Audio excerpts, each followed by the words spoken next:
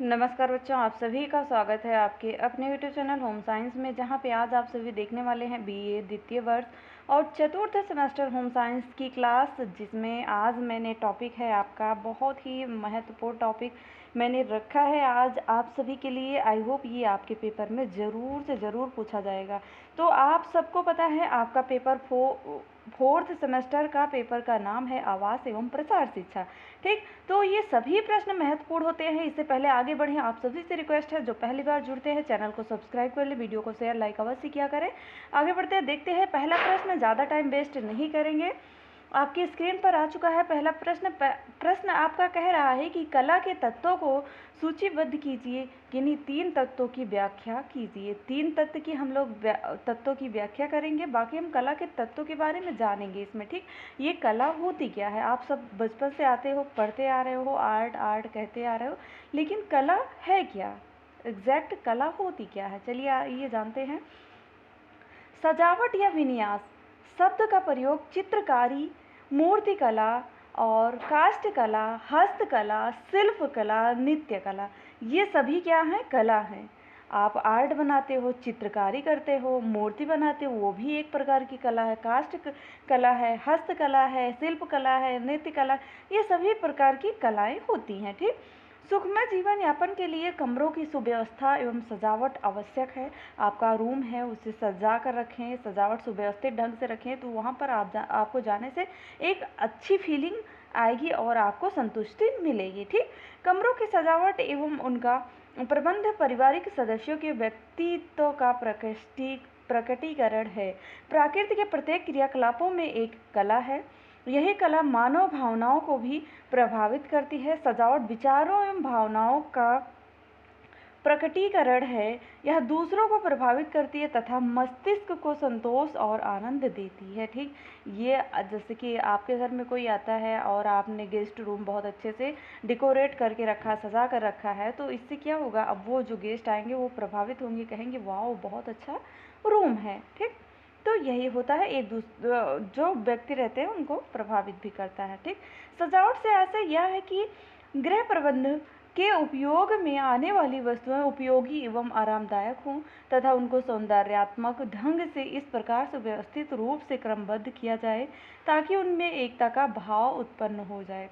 घर की वस्तुओं को स्वच्छ, सुंदर और सुव्यवस्थित रूप देना ही सजावट का मुख्य ध्येय होता है।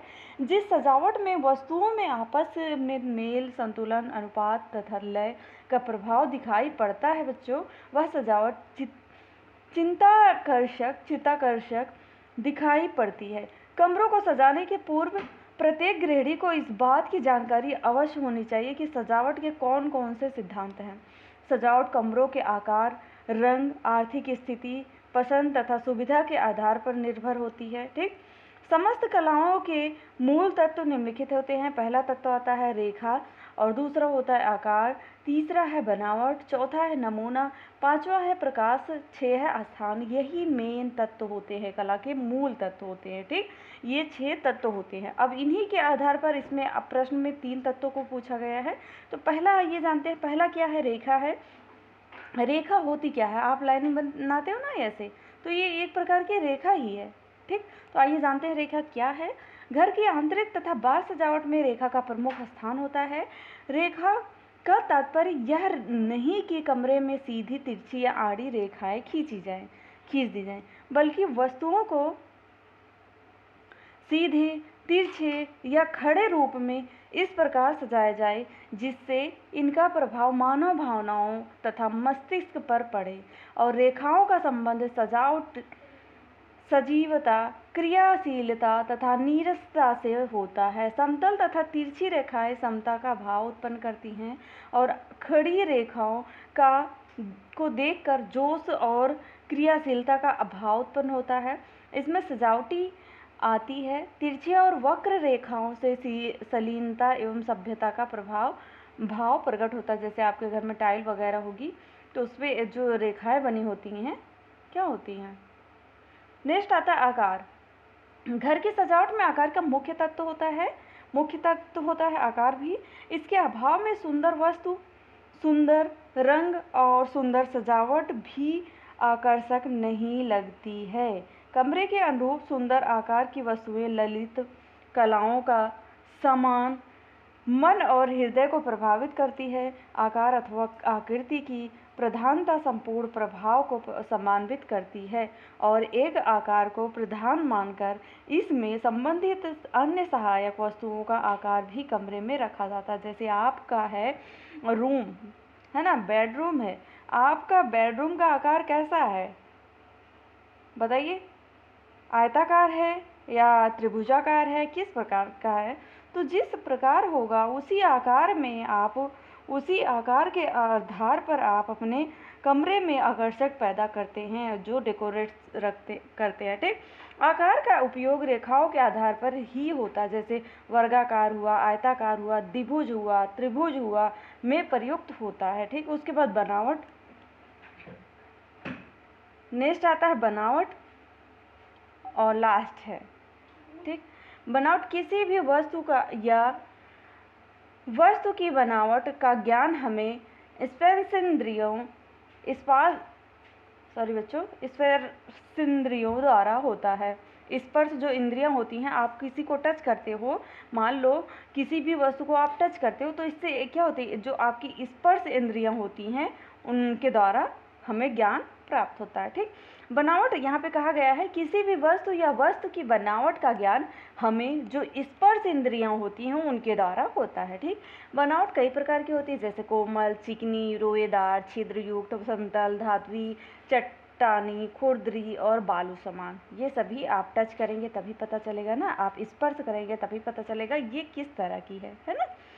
विभिन्न पदार्थों की भौतिक रचना स्पर्श संबंधी प्रभाव प्रकट करती है, जिससे उस वस्तु के गुण ज्ञात होते हैं। विभिन्न प्रकार की बनावट मूर्तिकला, वास्तुकला, भवन निर्माण आदि सभी क्षेत्रों में प्रयुक्त होने लगी हैं। कमरे की वस्तु चिकने धरातल वाली हो, चित्र चमकदार या खुरदरापन लिए हुए हो, यह सब सजावटकर्ता की रुचि, भावनाओं तथा कमरे की उपयोगिता और आकार पर निर्भर रहता है। यह आकार अथवा बनावट में संबंध है। खुरदरी बनावट के साथ चटकीले रंग उचित रहते हैं। चिकनी बनावट के साथ जलीय रंग तथा नाजुक रंग उत्तम होते हैं। सॉरी बच्चों। नेक्स्ट आता है, कमरों की सजावट में फर्नीचर का महत्व तो अधिक होता है, परंतु फर्नीचर की बनावट भी कमरे में विभिन्न भाव उत्पन्न करते हैं। जैसे पाइन और ओक की लकड़ी सख्त होते हैं, जो शक्ति का प्रतीक है। महोगनी में प्राकृतिक रेशा होता है, यह चिकनी और सुंदर होती है, जो सुंदरता का भाव प्रकट करती है। इस प्रकार शक्ति और कोमलता की भावना जागृत करने वाले फर्नीचर एक साथ रखना ठीक नहीं रहता है।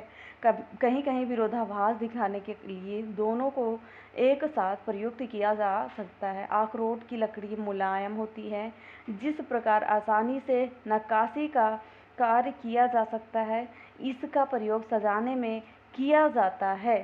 ठीक, अब नमूना जान लेते हैं। आप एक नमूना तैयार करते हो ना, 6 तत्व थे, हम 6 तत्वों के बारे में बात करेंगे। ठीक, इसमें प्रश्न में पूछा गया था 3 ही तत्वों के बारे में, लेकिन आप जानते रहिए ये 6 तत्व कौन कौन से होते हैं। सजावट में डिजाइन, नमूना तथा अलंकरण का भी महत्वपूर्ण स्थान है। धरातलीय नमूना कमरे की सजावटता और रोचकता में वृद्धि कर देता है। नमूनों के अभाव में कमरे की नीरसता में वृद्धि हो जाती है। एक ही प्रकार के नमूनों से एकता का भाव जागृत होता है, परंतु कालांतर में वह भी उदासीनता का भाव प्रकट करने लगता है। कई नमूनों का प्रयोग उत्तेजक या क्रियाशील पूर्ण होता है, परंतु अधिक नमूनों में से कमरा चित्रशाला के समान लगता है। नमूने कमरे के अनुरूप उसी अनुपात में होने चाहिए। धरातल के कुल क्षेत्र के चौथाई भाग पर नमूने होने चाहिए। यदि दीवार और धरातल सादा है तो पर्दे तथा कालीन आदि नमूने वाले अच्छे लगते हैं। ठीक, उसके बाद प्रकाश आता है। स्वास्थ्य प्रकाश क्या होता है, आप घर में कहाँ से लाइट आ रही है? ठीक, स्वास्थ्य एवं सजावट दोनों के लिए प्रकाश अत्यंत आवश्यक होता है। प्रकाश उत्तेजना तथा अंधकार नीरसता उत्पन्न करता है।